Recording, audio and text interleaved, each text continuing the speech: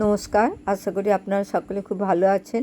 এই বেশ কিছুদিন আগে আমাদের মেদিনীপুর শহরে 42তম তাঁত বস্ত্র প্রদর্শনী ও মেলা অনুষ্ঠিত হয়েছিল। এই তাঁত মেলা 1 মাস ধরে প্রায় চলেছিল। 2রা অক্টোবর শেষ হয়েছে মেলাটি। এই তাঁত মেলার কথা আমি যখন কলেজে পড়ি তখন কলেজের বন্ধুদের কাছ থেকে প্রথম শুনেছিলাম। কলেজ চলাকালীন তখন প্রত্যেক বছর তাঁত মেলায় একদিন হলেও আসতাম। তারপর কর্মসূত্রে যখন বাইরে চলে গেলাম তখন বেশ কিছু বছর ধরে আর এই তাঁত মেলায় আসা হয়ে ওঠেনি। এই তাঁত মেলায় কর্মসূত্রে থাকার জন্য যখন আসতে পারিনি তখন কিন্তু আমার ছোটদা এই মেদিনীপুর শহরে চাকরি করতে বলে প্রত্যেক বছর তাঁত মেলায় এসেও একটা হলেও শাড়ি কিনে নিয়ে যেত আমার জন্য। এই মেলাতে পশ্চিমবাংলার বিভিন্ন জায়গা থেকে হাতে তৈরি সব জিনিসপত্র এসছে। এখানে শাড়ি, কুর্তি, চাদর, পাজামা, পাঞ্জাবি, তাঁতে বোনা বিভিন্ন ধরনের জিনিস সবেরই স্টল এসেছে, বাচ্চা থেকে বয়স্ক একদম সবার জন্য।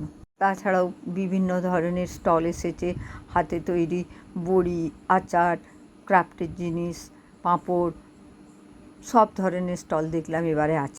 আমরা বাড়ির সবাই মিলে যেহেতু গেছিলাম তাই সবাই যে যার মতো করে ঘুরে ঘুরে মেলা ঘুরে ঘুরে দেখছিল। আমাদের শপিং প্রায় হয়ে গিয়েছিল, তবুও ছোটো মেয়ে 2 দিন ঘুরিয়ে গেছিলো এবং ওর সব কিছু দেখে খুব ভালো লেগেছে। দিয়ে আমাকে জোর করে বললো, মা চলো আর কিছু দেখবে, তোমার ভালো লাগবে, এমন কিছু জিনিস আছে, চলো একটুখানি হলেও নেবে। সেই জন্যে গেলাম। যেহেতু আমি নাতনিকে নিয়ে গেছিলাম তাই আমরা বেশিক্ষণ ঘুরিনি, সব স্টলগুলো ঘুরে ঘুরে তাও কিছু বাজার করেই নিলাম। এই যে দেখছেন, এই স্টল থেকে অঞ্জলি দেওয়ার জন্য 2টো শাড়ি নিলাম। এই যে সাদা লাল চেক চেক শাড়িটি দেখলেন, এটি আরেকটি শাড়ি নিলাম। তারপর আরও একটা থান নিলাম। বড় মেয়ে বললো, মা আমি হাতে ফেব্রিক করব বা পেন্টিং করব, ও করতে পারে এগুলো, সেই জন্য সেটাও নিলাম। তারপর ওর দাদুর কাছে ও ছিল, ওর কাছে ঘুরছিল নাতনি, সেই জন্য নিয়ে নিলাম এবং তাড়াতাড়িও করছিলাম। এখান থেকে আমরা আবার কয়েকটা স্টলে গেলাম, সেখানেও কয়েকটা জিনিস দেখলাম। দেখার পর ওখানে আমার একজন কলিগের সাথে দেখা হলো, ওর সাথে আবার একটু কথা বললাম।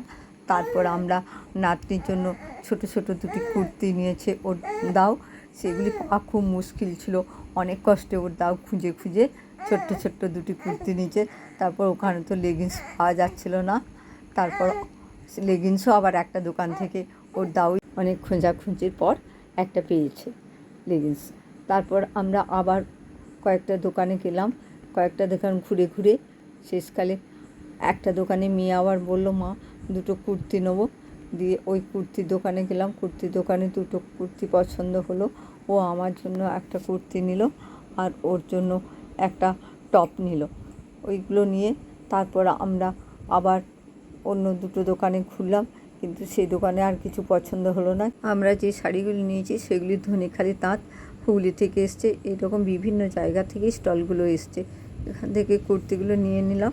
কুর্তিগুলো নেওয়ার পর আমরা আরও এদিক ওদিকে একটু ঘুরলাম। আমার 2জন কলিগের সাথে দেখা হলো, ওদের সাথে একটু গল্প করলাম। এদিকে আমার ছোটো মেয়ে, ছোটো জামা, ওরা অন্যদিকে বাজার করছিল, কিন্তু যেহেতু আমার নাতনি কান্নাকাটি করছিল সেই জন্য আমরা গাড়ির কাছে চলে এলাম। নাতনিকে ফিড করাতে করাতে আমার ছোটো মেয়ে জামাই ওরাও কেনাকাটা করে চলে এলো।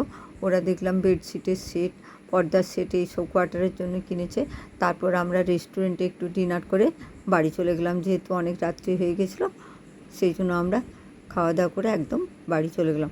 সন্ধ্যেটা ভালোই কাটলো, না এলে অনেক মিস করতাম। প্লিজ লাইক, শেয়ার, কমেন্ট এবং সাবস্ক্রাইব করে পাশে থাকবেন। ভালো থাকবেন, সুস্থ থাকবেন, আনন্দে থাকবেন। দেখা হবে পরের একটি ব্লগে।